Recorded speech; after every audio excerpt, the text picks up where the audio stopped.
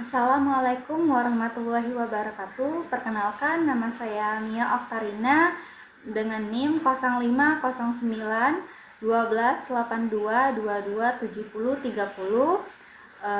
Prodi Agronomi kelas Indralaya, Fakultas Pertanian, Universitas Sriwijaya. Di sini saya akan menjelaskan tentang budidaya tanaman pangan, tanaman singkong atau dengan nama latin Manihot esculenta.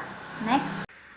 Klasifikasi dari tanaman singkong: Kingdom Plantae, Subkingdom Trachobionta, Superdivisi Spermatophyta, Divisi Magnoliophyta, Kelas Magnoliopsida, Subkelas Rhosidae, Ordo Euphorbiales, Famili Euphorbiaceae, Genus Manihot, Spesies Manihot esculenta Krans. Sejarah singkong. Singkong atau cassava atau dengan nama latin Manihot esculenta pertama kali dikenal di Amerika Selatan yang dikembangkan di Brazil dan Paraguay pada masa prasejarah. Potensi singkong menjadikan sebagai bahan makanan pokok penduduk asli Amerika Selatan bagian utara, selatan Mesoamerika, dan Karibia sebelum Columbus datang ke benua Amerika. Ketika bangsa Spanyol menaklukkan daerah-daerah itu, budidaya tanaman singkong pun dilanjutkan oleh kolonial Portugis dan Spanyol. Di Indonesia, singkong dari Brazil diperkenalkan oleh orang Portugis pada abad ke-16. Selanjutnya, singkong ditanam secara komersial di wilayah Indonesia sekitar tahun 1810. Masuknya singkong ke Indonesia berawal dari Maluku pada abad ke-16. Tanaman umbi ini mulai memasuki Kabupaten Jawa Timur pada tahun 1852. Pada saat itu tidak mendapat banyak perhatian karena singkong belum begitu populer di Jawa. Namun, konsumsi singkong meningkat pesat pada awal abad ke-20. Tak hanya konsumsi yang meningkat, budidaya singkong juga semakin digemari. Di Pulau Jawa, singkong menjadi primadona. Produktivitas singkong pun melonjak drastis. Popularitas singkong tak hanya dalam bentuk mentahnya. Morfologi singkong: akar, panjang rambut pada akar sekitar 50 cm dan panjang akar kurang lebih 30 cm, tergantung dari jenis varietas dan jenis singkong yang ditanam.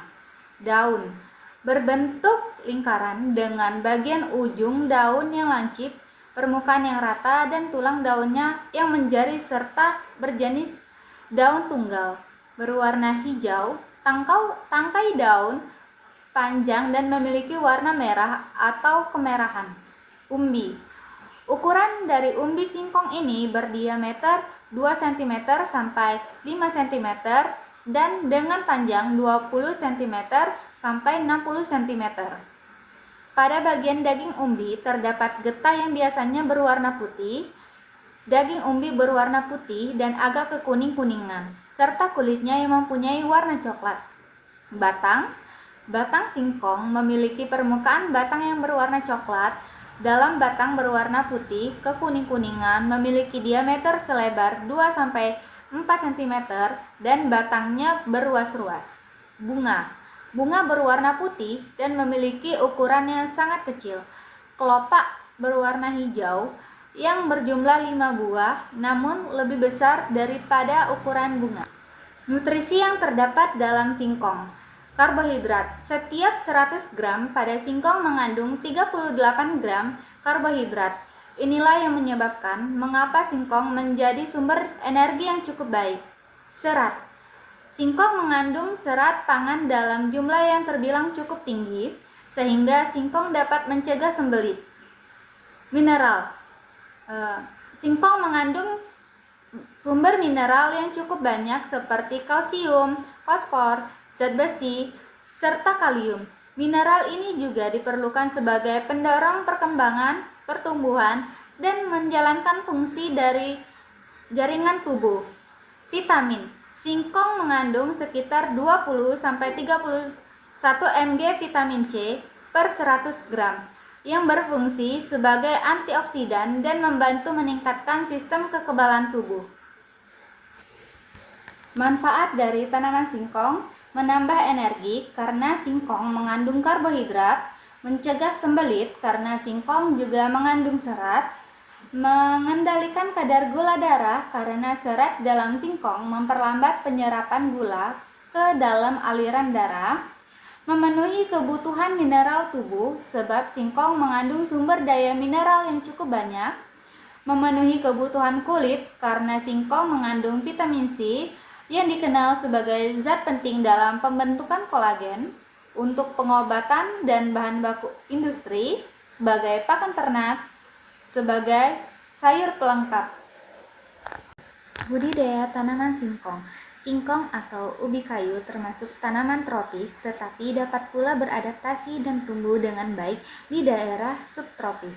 Secara umum, tanaman ini tidak menuntut iklim yang spesifik untuk pertumbuhannya, namun demikian ubi kayu akan tumbuh dengan baik pada iklim dan tanah sebagai berikut. Iklim: curah hujan 750 sampai 1000 mm per tahun, tinggi tempat 0 sampai 1500 mdpl, suhu 25 derajat sampai 28 derajat Celcius, tanah, tekstur berpasir hingga liat, tumbuh baik pada tanah lempung, berpasir yang cukup hara, struktur gembur, pH tanah 4,5 sampai 8, optimal 5,8. Bibit singkong yang baik berasal dari tanaman induk yang mempunyai persyaratan: 1. Produksi tinggi, 2. Kadar tepung tinggi, 3. Umur genjah 7 sampai 9 bulan, 4. Rasa enak, 5. Tahan terhadap hama dan penyakit. Singkong atau ubi kayu ditanam dari stek batang. Syarat stek batang ubi kayu yang siap ditanam adalah sebagai berikut. 1. Ubi kayu telah berumur 7 sampai 12 bulan, diameter 2,5 sampai 3 cm, telah berkayu, lurus dan masih segar. Panjang stek 20 sampai 25 cm, bagian pangkal diruncingi agar memudahkan penanaman. Usahakan kulit stek tidak terkelupas, terutama pada bakal tunas. Bagian batang ubi kayu yang tidak dapat digunakan untuk ditanam adalah 15 sampai 20 cm pada bagian pangkal batang dan 20 sampai 20 cm pada bagian ujung atau pucuk tanaman. Pengolahan tanah. Waktu mengerjakan tanah sebaiknya pada saat tanah tidak dalam keadaan becek atau berair, agar struktur tanah tidak rusak. Tujuan pengolahan tanah adalah agar tanah menjadi gembur sehingga pertumbuhan akar dan umbi berkembang dengan baik. Cara pengolahan: 1. Tanah ringan atau gembur. Tanah dibajak atau dicampur 1 sampai 2 kali sedalam kurang lebih 20 cm, diratakan langsung ditanami. 2. Tanah berat dan berair. Tanah dibajak atau dicampur 1 sampai 2 kali sedalam kurang lebih 20 cm, dibuat bedengan-bedengan atau gulu dan juga dibuat saluran drainase, baru dapat ditanam.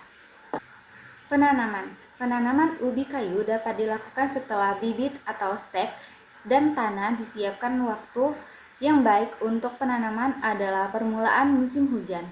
Hal ini disebabkan ubi kayu memerlukan air terutama pada pertumbuhan vegetatif, yaitu umur 4 sampai 5 bulan. Selanjutnya kebutuhan akan air relatif sedikit. Jarak tanam tanaman ubi kayu secara monokultur 100 kali 100, 100 kali 60, 100 kali 40. Jarak tanam tanaman ubi kayu secara tumpang sari: ubi kayu dengan kacang tanah 200 kali 60 cm, ubi kayu dengan jagung 100 kali 60 cm.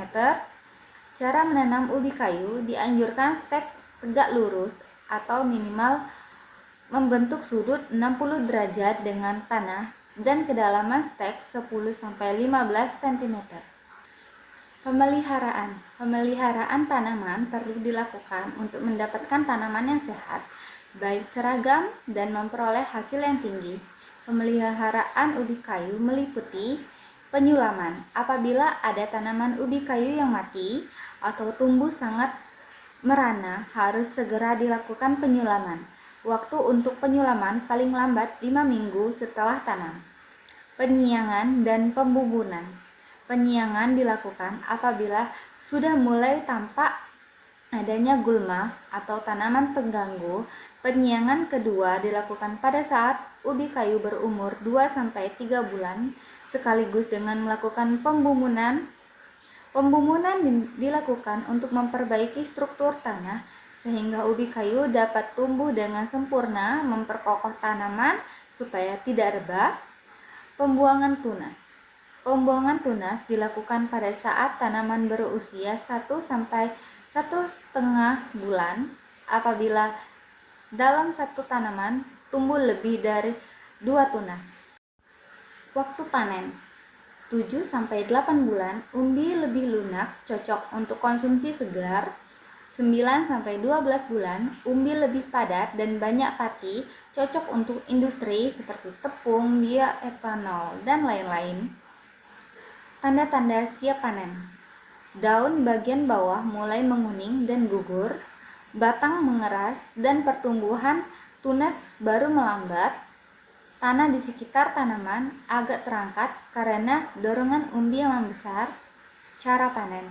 Lunakan tanah di sekitar batang dengan cangkul atau garpu tanah agar umbi tidak patah saat dicabut.